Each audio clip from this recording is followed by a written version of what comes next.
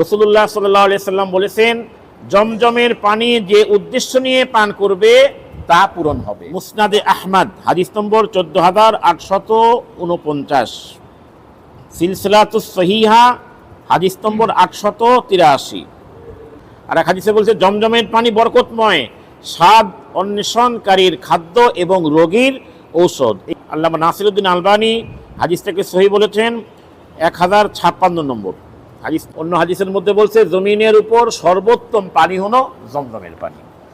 রাসূলুল্লাহ সাল্লাল্লাহু আলাইহি সাল্লামকে যে মিরাজে নেওয়ার আগে রাসূল সাল্লাল্লাহু আলাইহি সাল্লামের যে সিনা মোবারককে ফেলে দেওয়া হলো, ওইটাকে কোন পানি দ্বারা ধোয়া হয়েছিল জানেন আপনারা?